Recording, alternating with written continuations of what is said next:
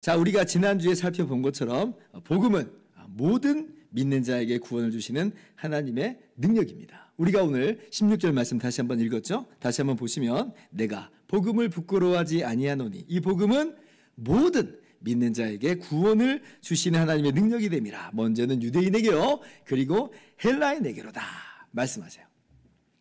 자, 여기서 우리가 먼저 주목할 단어는 뭐냐면 모든이라고 하는 단어입니다. 모든. 이것이 무슨 의미냐라고 할 때 복음이 아니고서는 뭐예요? 그 누구도 구원을 받을 수 없다라고 하는 것을 바로 이 말씀이 담아내고 있는 거예요. 그래서 모든이에요, 모든. 제 아무리 사람이 스스로 선한 사람이라 여길지라도, 제 아무리 유대인이라 할지라도, 그래서 유대인들은 뭐예요? 전통과 혈통을 가지고 있잖아요. 약속을 가지고 있고 율법을 가지고 있다 하더라도 여기서 예외가 아니다라고 하는 것이에요. 왜 그런가? 왜 그런가? 왜 스스로 구원할 수 없는가 하는 그 내용이 로마서 그 다음 내용 1장 18절부터 3장 20절까지 쭉 나와 있죠. 요약을 하자면 우리 모두는 다 죄인이기 때문에 그렇다.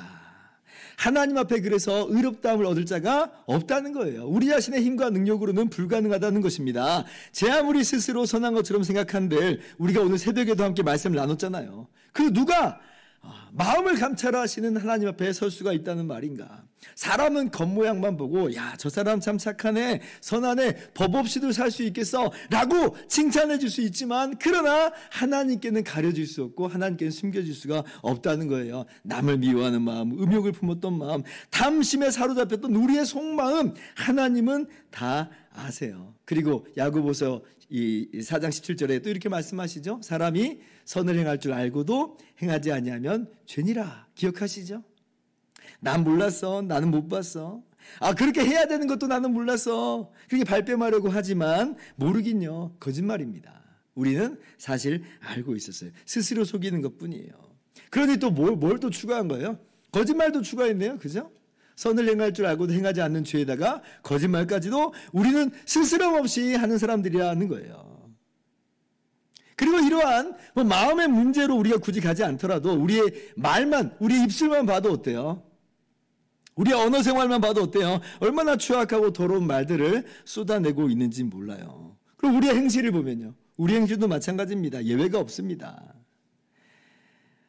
우리의 진정한 주인이신 하나님의 말씀을 따라 행하기보다는 내가 주인 되어서 내 욕심에 이끌려서 행하는 우리들의 삶의 모습이다라고 하는 것이고, 여기에 있어서는 그 누구도 예외가 없다는 거예요. 유대인이라 할지라도 예외가 없고, 그러므로 하나님 앞에 자신을 의롭다라고 내세울 수가 없다는 거죠.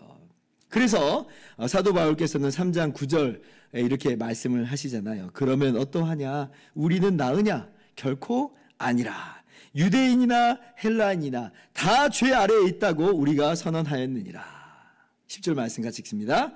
기록된 바 의인은 없나니 하나도 없으며. 그래서 유대인들은요, 언약 백성의 지위를 가지고 있긴 합니다만 유대인들도 똑같은 상황이에요. 이방인들은 말할 것도 없고 유대인들도 똑같은 상황이다. 모두가 죄인이고 스스로 구원할 수 없는, 하나님 앞에 자신을 내세울 수 없는 구원이 필요한 사람이란, 구원이 필요한 사람이다. 근데 복음이 뭐라고요? 모든 믿는 자에게 구원을 주시는 하나님의 능력이다.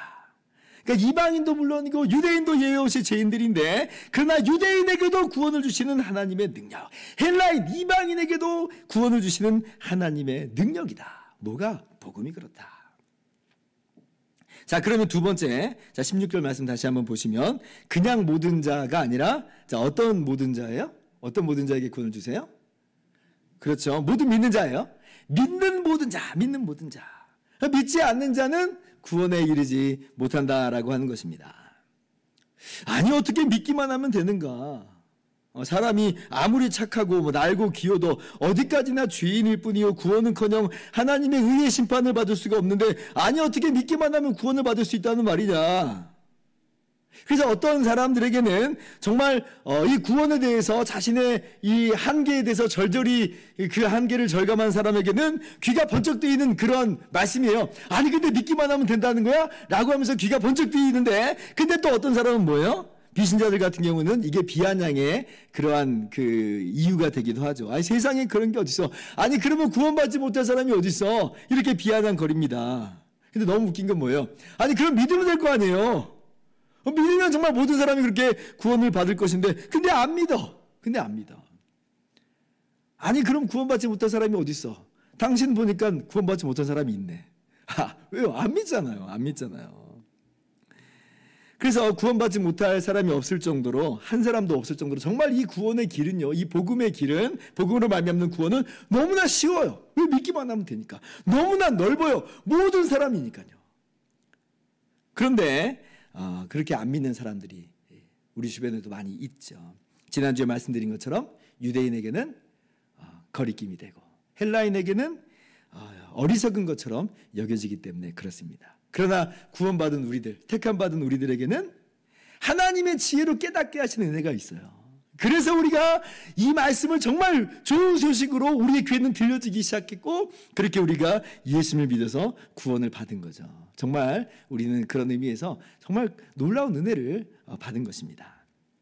자, 그렇다면 아니, 어떻게 믿기만 하면 구원을 받는다는 것인가? 아니, 그렇게 애쓰고 수고해도 구원에 이를 수가 없었는데 어떻게 믿는 것만으로 그렇게 구원을 얻는다라고 하는 것인가 할 때에 오늘 성경이 뭐라고 말씀하세요? 17절 말씀. 자, 보시면, 자, 복음에는 하나님의 의가 나타나서 믿음으로 믿음에 이르게 하나니, 이렇게 말씀해요. 자, 이 말씀을 역시 오늘 또 원문으로 좀 보면 여기에 왜냐하면이라고 하는 단어가 있습니다. 그러니까 이런 표현이에요. 왜냐하면 하나님의 의가 복음에 나타났기 때문이다. 어떻게 믿기만 하면 되느냐라고 하는 그 대답이 뭐라는 거예요? 왜냐하면 하나님의 의가 복음에 나타났기 때문이다. 그래서 믿기만 하면, 믿으면 거저 구원을 받는다라고 하는 것이에요. 자, 그러면 이제 이게 무슨 의미냐 좀 더 깊게 생각을 해봅시다. 여기에는요, 두 가지 설명 방식이 있어요. 큰 틀로 보면 같은 맥락인데 설명의 방식이 약간 달라요. 초점이 약간 다르다는 거죠. 우리가 일반적으로, 저도 그렇고 우리 장로교에서 일반적으로 설명하는 그런 방식이 있고, 그리고 이제 이 종교개혁의 이 출발점이라 할 수 있는 루터가 그렇게 설명하는 방식이 있어요. 바빙크도 마찬가지로 그렇게 설명을 하는데, 이 두 가지가 다 장점이 있습니다. 명쾌하게 밝혀주는 바가 있어요. 오늘 저는 이제 어떤 식으로 설명을 하려고 하냐면 루터가 설명하는 그 방식으로 여러분들에게 말씀을 나누려고 합니다. 그래서 여러분이 아마 기존에 알고 있었던, 이해했던 방식에 더해서 더 풍성하게 그 내용이 확장될 수 있을 거라고 봐요. 왜 제가 이제 루터의 말을 이야기하냐면, 루터가 오늘 이 말씀에 큰 영향을 받아요. 그래서 종교개혁의 핵심 기치인 이신칭의, 그러니까 칭의의 교리를 이 말씀을 기반으로 해서 선포하게 되고 다시 재발견하게 되었고, 그렇게 해서 이제 종교개혁이 시작이 되었던 것이기 때문에 그것을 우리가 아는 게 너무나 중요합니다. 여러분, 원래 루터는 어떤 사람인지 아시죠? 중세교회의 수도사입니다. 사제예요. 그리고 이제 루터는요, 정말 경건한 사람이에요. 어떻게 하든지 하나님의 마음에 들어보려고 몸부림을 치던 사람입니다. 하나님의 말씀과, 그리고 거기에 미치지 못하는 자기의 연약함에 아주 민감한 사람이었어요. 하루에도 몇 번이라도 막 고해실로 뛰어 들어가가지고 자기의 죄를 고백하고, 그래서 정말 흠도 티도 없이 깨끗해지려고 아주 최선을 다했던 사람이에요.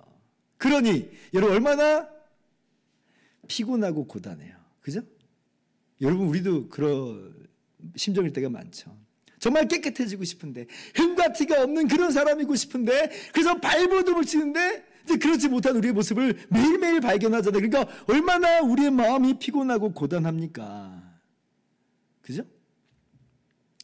근데 이러고도 이제 과연 거기에서 내가 충분하다라고 생각할 수 있는가? 충분하지가 않아요. 민감한 사람은 너무나도 이걸 분명히 깨닫죠. 이 정도면 충분할까? 아니에요. 항상 부족해요. 과연 내가 최선을 다했나? 하고 생각을 해보면, 아니, 괴로운 거예요. 이게 내가 정말 최선이라고 말할 수가 없어요. 왜냐하면 자기를 아니까. 그야말로 몸부림을 칩니다. 몸부림을 쳐요. 아마 여러분 중에서도 그런 몸부림을 치는 분들이 있을지 모르겠습니다. 그래서 처음에 오늘 이 말씀이요, 루터에게는 처음에 전혀 은혜가 되지 않았어요. 왜 은혜가 안 되냐면 안 그래도 이러한 하나님의 완전하신 의 앞에 정말 너무나도 피곤하고 고단한 어떻게 하든 하나님의 그 완전하신 의에 부응해 보려고 몸부림을 치지만 미치지 못한 자신의 모습 때문에 너무너무 고통스러운데 근데 뭐예요? 복음에서조차 하나님의 의가 나타나 있다라고 하니까 이 하나님의 의라고 하는 게 너무 부담스러운 거예요. 이 복음에조차 하나님의 의가 있단 말이야. 너무 싫은 거예요. 절망스러운 거예요. 그래서 루터가 이 말씀을 가지고 막 씨름을 합니다. 씨름을 해요. 결국 이런 거죠. 복음이라고 하는 것은 최선을 다하는 자에게 구원을 주시는 그러한 맥락인 것인가. 그런데 이제 그렇게 이 말씀을 가지고 씨름하는 중에 이제 깨닫게 됩니다. 그게 뭐냐면 이 17절에 나오는 하나님의 의는 율법에 계시된 형태의 하나님의 의가 아닌 어떤 의냐? 이거는 별다른 형태의 하나님의 의다. 이걸 깨달아요. 다시 한번 27절에 나오는 복음에는 하나님의 의가 나타나 있다라고 하는 그 하나님의 의는 율법의 의가 아니라 이것은 별다른 하나님의 의다라고 하는 것을 깨달아요. 자, 로마서 3장 21절 말씀을 한번 가봅시다. 자, 이제는 율법 외에 하나님의 한 의가 나타났으니 율법과 선지자들에게 증거를 받은 것이라. 자, 먼저 율법에 계시된 하나님의 의가 있죠. 이걸 편지상 제가 율법의라고 부를게요. 율법의는 뭐예요? 하나님의 그 의의 말씀에 부응하는 것으로 의롭다 하겠다라고 하는 그겁니다. 그게 율법의예요. 그래서 이 하나님의 율법의의 이 기준에 따라서 악한 자에게는 벌을 주시고 하나님은 선한 자에게 상을 주시죠. 이게 우리가 일반적으로 알고 있는 하나님의 의예요. 자, 그런데 이 율법의 외에 뭐가 나타났어요? 또 다른 하나님의 하는 게 나타나죠. 별다른 하나님의 의가 나타났다. 자, 그런데 그렇다고 난데없이 나온 것은 아니고 이 율법의에 비추어 봐서도 흠이 없고 율법의에 비추어 봐서도 너무나 정말 충돌됨이 없이 딱 맞아떨어지고 그리고 사실은 이 의가 율법에서부터 이미 예표로 증거하여 주셨던 그 의다라고 하는 거예요. 이것이 바로 율법과 선지자에게 증거를 받은 것이다 라고 하는 거예요. 자, 그러면 이 하나님의 별다른 의는 뭐냐라고 할 때 그것은 제가 쉽게 설명을 드릴게요. 하나님께서 예수 그리스도로 말미암아 하나님의 의를 다 성취하겠다 하시는 거예요. 예수 그리스도로 말미암아 하나님께서 친히 다 성취하시겠다. 그리고 오직 예수님 믿는 자를 의롭다 하시겠다라고 하는 하나님의 의입니다. 이게 바로 믿음의예요. 믿음의. 이걸 제가 편의상 믿음의라고 할 수가 있습니다. 자, 그러면 복음에는 무엇이 나타나느냐라고 할 때 바로 이 믿음의가 나타나는 거예요. 믿음의가. 우리가 죄인임으로 연약하여 할 수 없는 그것을 하나님의 아들이신 예수님이 다 이루셨어요. 하나님의 의에 미치지 못한 우리의 모든 죄값을 다 치르셨죠. 하나님의 영광에 부족한 우리의 모든 불순종과 모든 죄악까지도 예수님의 십자가 순종으로 다 이루신 것이에요. 그리고 하나님께서 뭐라고 말씀하시느냐. 이 별다른 의로서 예수님이 다 이루셨으니까. 하나님이 다 이루시겠다라고 하신 것처럼 하나님의 아들이신 예수님이 다 이루셨으니까 그 예수님 믿는 자를 거저 의롭다 하시겠다. 예수님을 그의 의로 삼으시겠다라고 하는 하나님의 말씀이 이 복음이다라고 하는 거죠. 아니, 하나님께서 어디 그렇게 말씀하신 게 있습니까? 할 때 생각해 보면 처음부터 하나님께서 그렇게 말씀해 오신 것을 우리가 알 수 있습니다. 창세기 3장 15절 보면 인간이 타락하고 범죄했을 때 하나님께서 뱀에게 하시는 말씀으로서 우리 인류에게는 복음이 되는 바로 그 말씀을 하셨죠. 여자의 후손이, 여자의 씨가 뱀의 머리를 깨뜨리신다. 약속하여 주세요. 그렇게 하실 거라는 거예요, 하나님께서. 뱀과 한편되었던 인류를 하나님의 택하신 자들을 한편되었던 그 인류를 떼어놓겠다는 것이고, 그리고 뱀의 머리를 깨뜨리신 것으로 구원해 내시겠다라고 하는 겁니다. 여자의 씨, 여자의 후손을 보내주심으로. 근데 그 일을 누가 하세요? 바로 여자의 씨, 여자의 후손으로 오신 하나님의 아들이신 예수님이 그 일을 하신 거예요.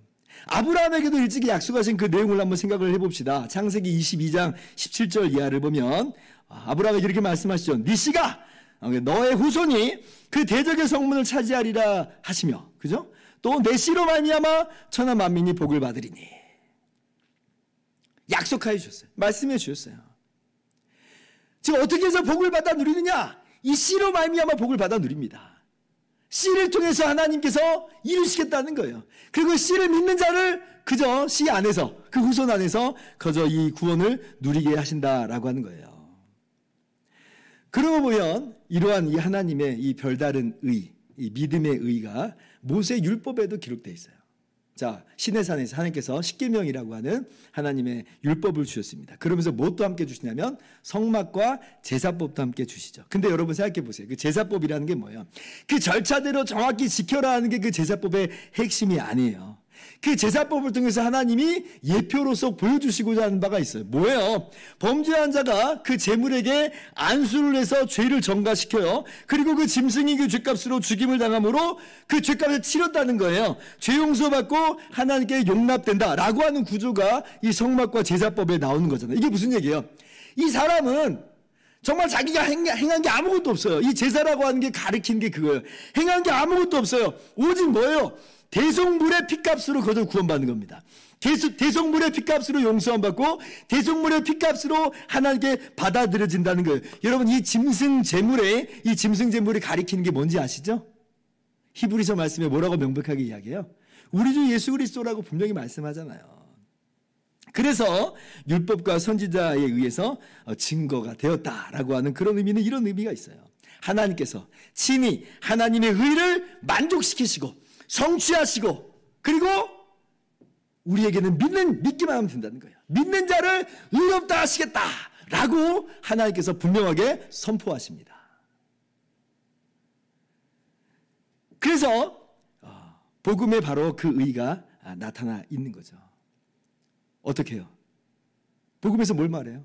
하나님의 아들이신 예수님께서 우리의 속죄 제물이 되어주셔서 우리의 모든 죄를 다 짊어지고 죄값을 다 치르셨다는 거잖아요. 이게 복음이잖아요. 하나님이 정말 다 성취하신 거예요. 그러므로 하나님의 별다른 의인 예수님을 믿는 자를 의롭다 하시겠다라고 하는 그 말씀처럼 이제는 예수님이 우리의 모든 죄값을 다 치렀으니까 예수님을 우리가 믿기만 하면 거저 하나님의 그 말씀대로 우리는 의롭다함을 인정받는 것입니다. 그래서요, 우린 다른 것을 행할 것이 아무것도 없는 거예요. 하나님의 이 별다른 의에 따라서 정말로 예수님을 믿기만 하면 됩니다. 예수님께서 우리의 모든 죄값을 다 치르셨어요. 예수님께서 우리의 의가 되셨어요. 여기에 뭘 더 보탤 게 있어요? 여기에 뭘 더 우리가 행할 것이 있겠느냐 하는 것이에요. 여러분 이것이 바로 복음에 나타난 하나님의 의입니다. 그러니 얼마나 기쁘고 감사해요. 야, 내가 할 것은 정말 아무것도 없었구나. 그죠?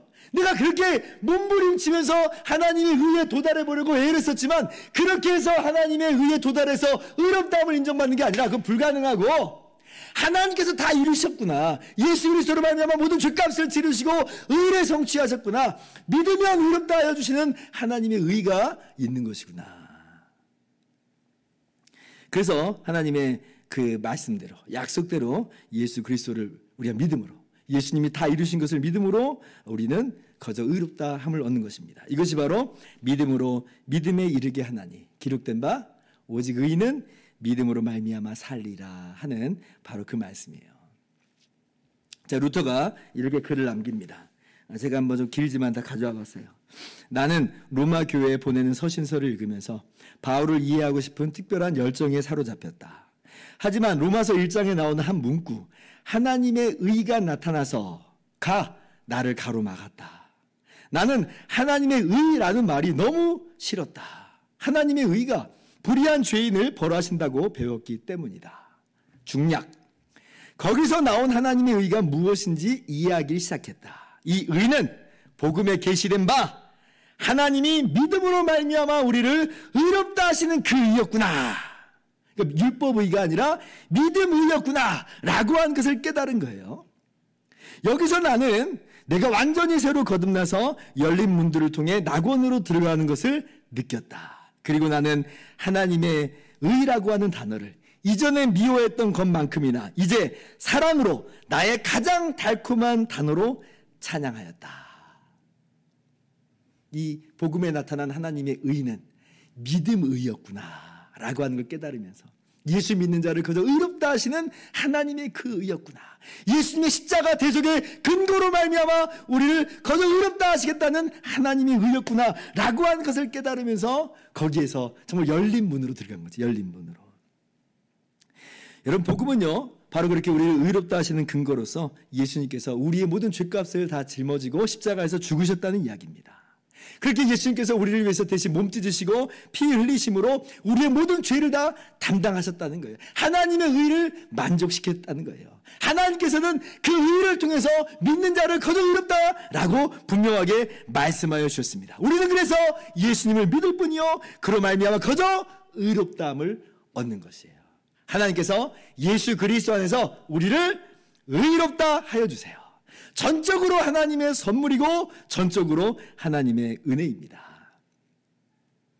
그러므로 그리스도 예수 안에서 이 죄인을 거저 의롭다 하시는 하나님을 우리 함께 찬양합시다.